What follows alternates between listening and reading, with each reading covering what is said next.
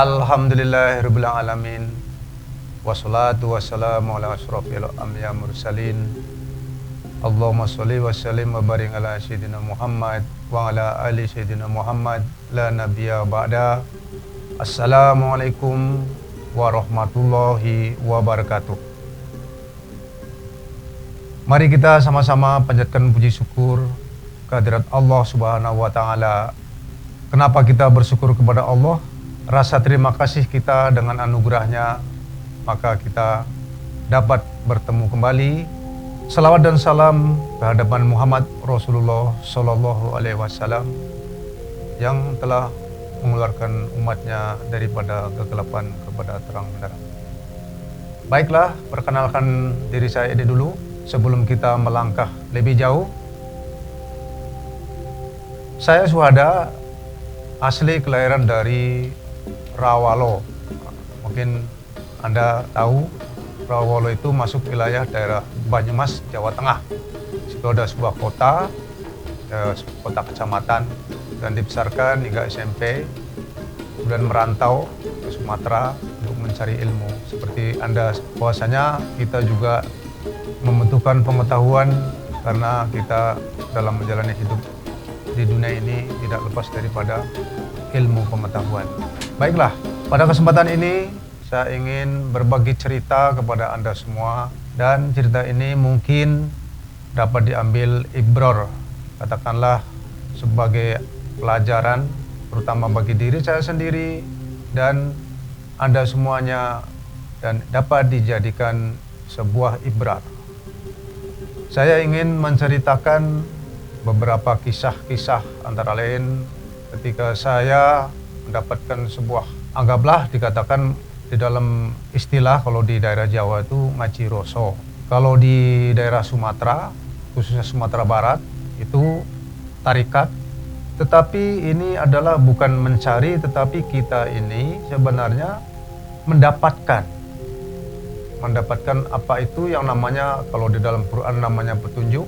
Dan ini mungkin saudara-saudara sudah pernah mengalami seperti saya, yaitu sebuah perjalanan spiritual, dan mungkin ini dapat dijadikan sumber ataupun inspirasi bagaimana supaya kita ini dapat berlaku menjalani hidup dengan baik dan dapat menata hati kita masing-masing.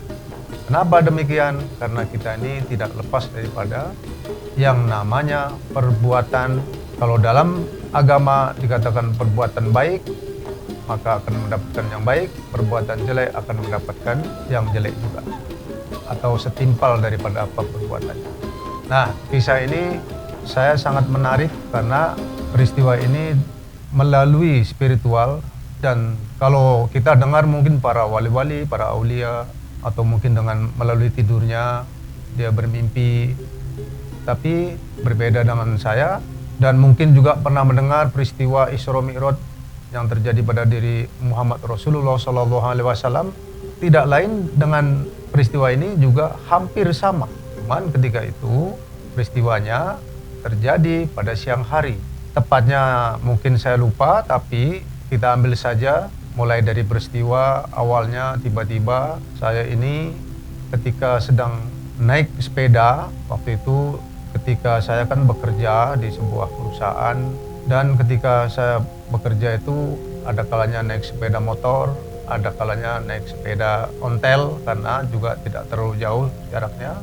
Menjelang asar saya itu mendayung untuk pergi berangkat kerja. Tiba-tiba di tengah jalan didapatinya dada saya dibelah oleh kedua tangan yang besar sekali, dan ini membuat saya terkejut karena dua tangan itu tangan siapa begitu besarnya sampai saya ketakutan. Tetapi tidak sampai di situ, bukan malah berhenti membelah, tangan itu langsung masuk ke dalam dada saya, ke bagian dalam, kalau orang Jawa bilang itu jeroannya. Pas dikeluarkannya jari atau tangan itu, maka keluarlah sampah-sampah. Setelah selesai dikembalikan lagi seperti semula, dan saya merasa terkejut, cemas, karena itu adalah peristiwa yang tidak pernah saya alami.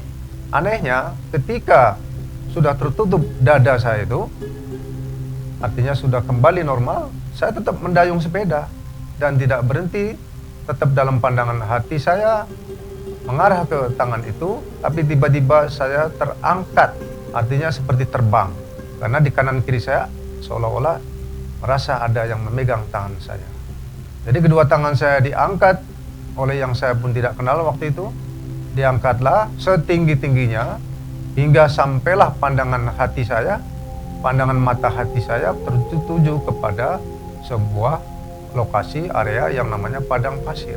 Setelah padang pasir tentu saya bertanya kepada diri saya sendiri, karena kita tidak tahu siapa yang membawa, di kanan kiri kita siapa juga tidak tahu.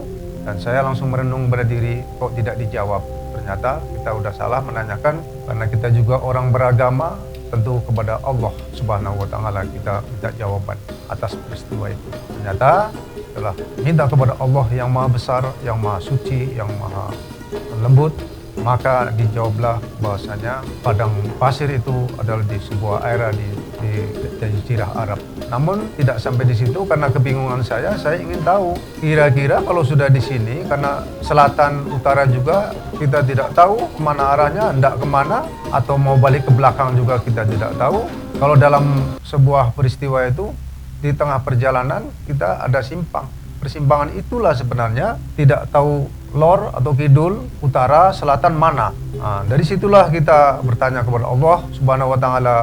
Ketika saya bertanya, ya Allah, kemana hendak aku mau dibawa? Ternyata langsung dijawab, terlihat dari pandangan mata di bawah padang pasir ada beberapa kafilah yang menaiki unta. Pandangan jauh itu tadi menunjukkan kepada diri saya harus mengikuti daripada arah kafilah itu. Sampailah di suatu tempat bahwasanya saya harus mengikuti kafilah itu kemana arahnya, sehingga saya harus mendahului. Ternyata benar, arah mereka itu yaitu arah sama dengan kehendak Allah. Ternyata tidak beberapa lama kejadian itu, maka sampailah saya melihat sebuah bangunan besar, itulah yang namanya Masjidil Haram. Jadi Masjidil Haram itu ketika saya masih di ketinggian, ibarat kita naik pesawat, sudah kelihatan bahwa Masjidil Haram itu sudah terlihat. Dan semakin saya tertarik dengan pandangan itu, maka dengan secepatnya saya minta diturunkan di situ. Dari peristiwa yang saya alami, dan ini adalah peristiwa yang nyata, bukan di dalam tidur, tetapi di dalam kenyataan. Hanya saya sangat wanti-wanti, kalau orang Jawa bilang, bahwasanya kita ini nanti kejadiannya seperti Nabi Muhammad SAW yang sebelum Isra Mi'raj itu dibedah dulu dadanya, kemudian dikeluarkannya halakoh atau kotoran-kotoran, baru beliau Mi'raj. Namun ini juga seperti itu. Dan saya setelah mendapatkan petunjuk itu, tentulah sebagai manusia biasa tidak banyak pengetahuannya mengenai masalah kaji roso kalau di Jawa, kemudian tarikat kalau di Sumatera. Maka saya banyak bertanya sana, bertanya sini mengenai hal ikhwal peristiwa itu.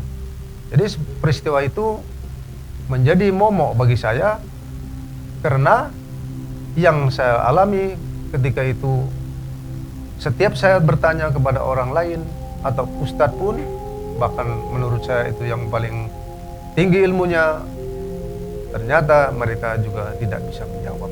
Karena tidak bisa menjawab, apabila dijawab dengan dalil apapun, ternyata tidak bisa masuk di akal. Nah, jadi peristiwa ini, sebuah peristiwa bagi saya ini adalah sebuah petunjuk yang memang awalnya itulah bagaimana saya mencari kebenaran hingga sekarang ini sampai mendapatkannya. Jadi ditilik daripada peristiwa tersebut adalah sebuah peristiwa pensucian hati.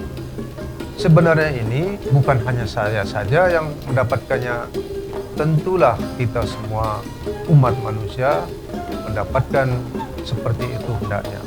Jadi dari tamsil-tamsil kejadian itu mempunyai rahasia-rahasia, dan rahasia itu mesti kita kaji atau namanya ngaji roso, agar di dalam kita menjalani hidup sesuai dengan ketentuan dan kehendak Allah. Nah, ini yang mesti kita pelajari bersama, bahwasanya yang namanya ngaji roso, ya seperti itulah, harus ada saling memberi dan take and give. Jadi saling memberi masukan. Pada hari ini saya sampaikan, ini saya ceritakan kembali bahwasanya peristiwa yang seperti ini mungkin saja dialami oleh saudara-saudara kita yang lain. Dan hanya satu kunci yang tadi saya sampaikan, bahwasanya ketika saya mendapatkan pandangan pada satu tempat tadi itu, yaitu Masjidil Haram dan Baitullah, itulah yang menjadi sebuah pertanyaan besar. Karena ini ada kaitannya dengan peristiwa Isra Mi'raj. Kalau yang Isra Mi'raj itu adalah Nabi Muhammad SAW, ternyata saya manusia biasa yang ingin mendapatkan pengetahuan seperti para aulia dan anbiya, 124.313. Kemudian kita manusia akhir zaman ini mudah-mudahan juga mendapatkan jawabannya.